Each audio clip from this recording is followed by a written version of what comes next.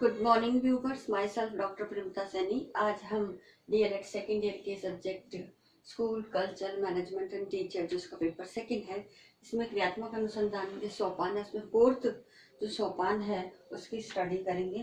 तो क्रियात्मक अनुसंधान का जो फोर्थ सोपान है उसमें है क्रियात्मक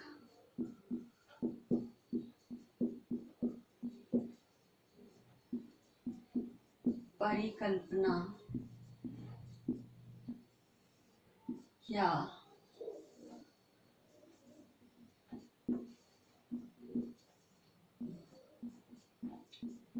प्राकल्पना का निर्माण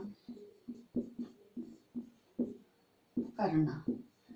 तो जो फोर्थ स्टेप है वो है क्रियात्मक परिकल्पना या प्राकल्पना का निर्माण करना। हमने इससे पूर्व की वीडियोस में इसके थर्ड सोपान यानी 3 सोपानों की स्टडी की, जिसमें समस्या की पहचान करना है, जिसमें समस्या का चयन, उसका परिभाषीकरण आता है। फिर सेकंड है इसके अंतर्गत इस समस्या से संबंधित जो है वह समस्या का विशिष्टीकरण करना, यानी पर्टिकुलर किस एरिया से संबंधित है। और थर्ड स्टेप था इसका समस्या से संबंधित कारणों का विश्लेषण करना।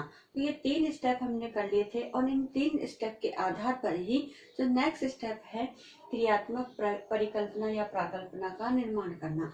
तो क्रियात्मक परिकल्पना है तो ये 2 शब्दों से मिलकर के बनी है। एक तो क्रियात्मक और दूसरा शब्द है प्राकल्पना।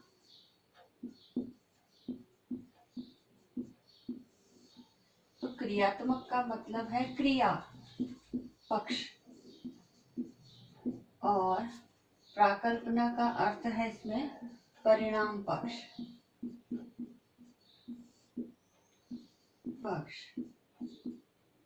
तो इस प्रकार से इस क्रियात्मक जो परिकल्पना है कि जिसमें क्रियात्मक पक्ष का मतलब हो गया कि जिसमें क्रिया हो, और परिणाम से तात्पर्य इसका जो अगर अर्थ अब निकालते हैं, अर्थ जिसमें क्रिया हो, और प्राकल्पना का है समस्या का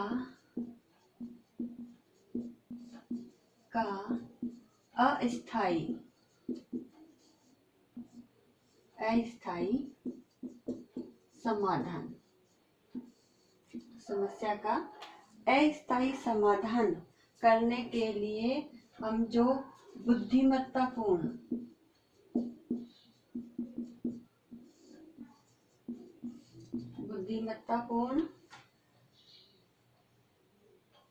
अनुमानित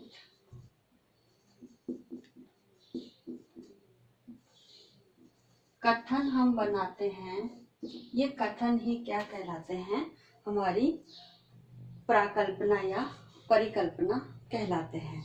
अब इससे संबंध में अगर इन दोनों का संयुक्त रूप से अगर अर्थ देखें तो वह क्रिया जिसमें किसी समस्या का अस्थायी समाधान हेतु हम जो कथन प्रयुक्त करते हैं, विवेकपूर्ण बुद्धिमत्ता पूर्वक अनुमानित कथन या tentative solution of that problem, जिस प्रॉब्लम से रिलेटेड हम कुछ अनुमान लगा करके उसके आंसर्स देते हैं, वही हमारी परिकल्पना कहलाती है। तो इस प्रकार से इसमें समस्या के अस्थायी समाधान के लिए कुछ क्रियाओं के निर्देश होते हैं। तो इस प्रकार क्रियात्मक परिकल्पना में एक तो क्रिया पक्ष सम्मिलित हो गया और दूसरा इसका परिणाम पक्ष सम्मिलित हो गया। तो इसके अंतर्गत अब इसका दोनों का संयुक्त रूप से अर्थ इसमें एक बार लिख देते हैं कि क्रियात्मक परिकल्पना से तात्पर्य समस्या के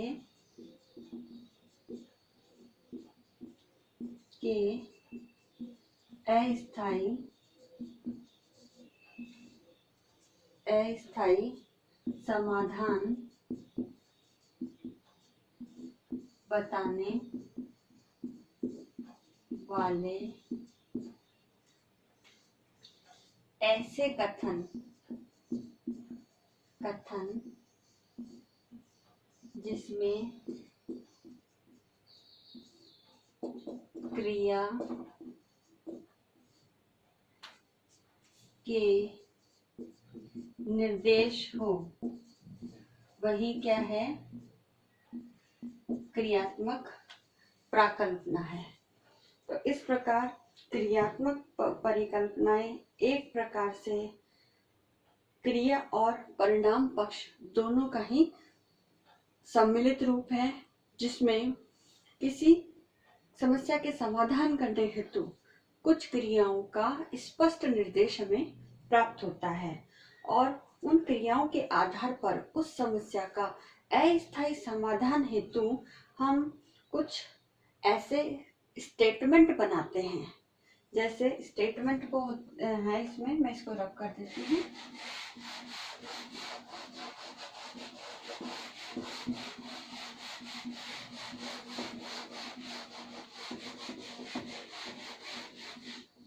इसमें जो कथन बनते हैं, उन कथन का जो रूप होता है उसमें शुरुआत होती है यदि से स्टार्ट होता है कि यदि ऐसा ऐसा हो तो ये समस्या जो भी है तो के रूप में इसे लिखा जाता है।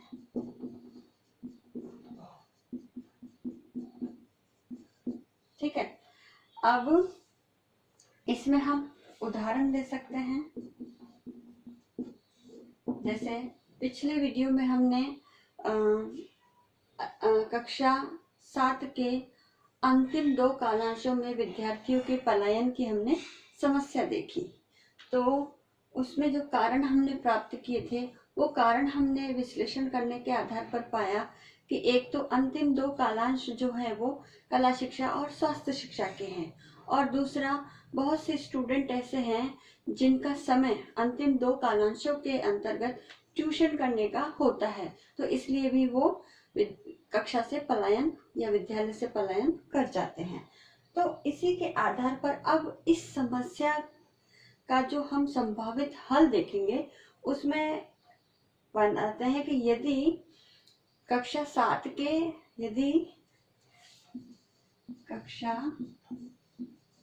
7 के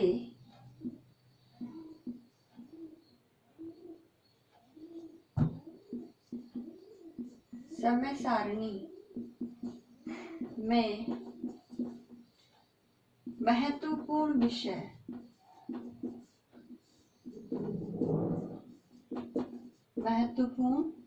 विषय के कालांश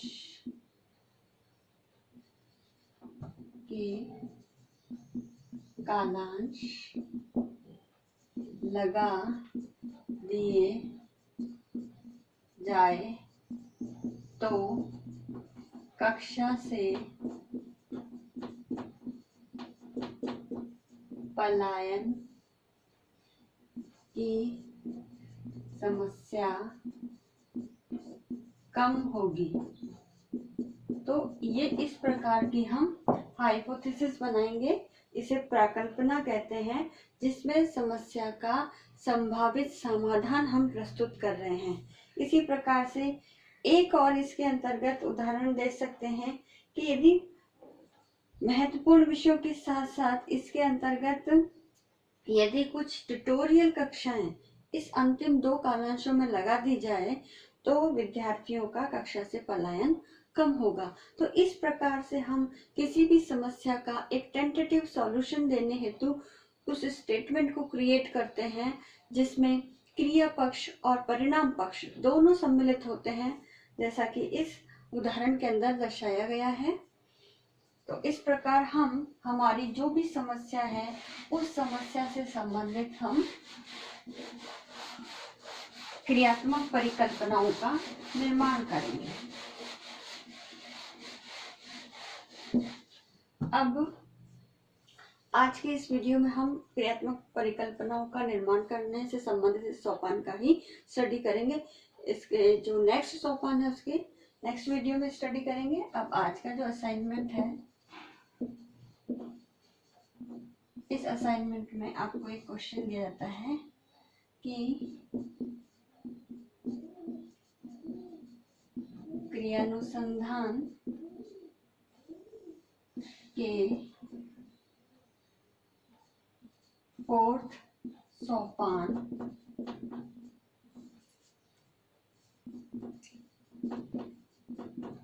क्रियात्मक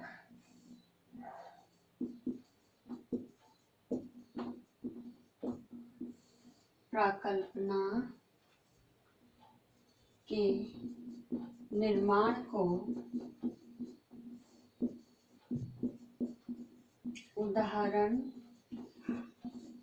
द्वारा स्पष्ट कीजिए। तो आपको इस प्रश्न का आंसर लिखना है। इसके साथ ही इस कोरोना महामारी के दौर में आप अपने घर में रहिए, सुरक्षित रहिए। जहाँ तक हो सके आवश्यक हो तो ही घर से निकलिए और फेस पे सदा मास्क लगा के रखिए। लोगों से 2 फीट की सोशल डिस्टेंसिंग का पालन कीजिए। अपने हाथों को बार बार साबुन से धोएं या सैनिटाइज करते रहें। और राज्य सरकार द्वारा जारी जो भी गाइडलाइंस समय समय पर जारी की जा रही है लॉकडाउन से संबंधित, उसका पालन करें। आई होप ये वीडियो आपके लिए यूजफुल होगा। So thank you.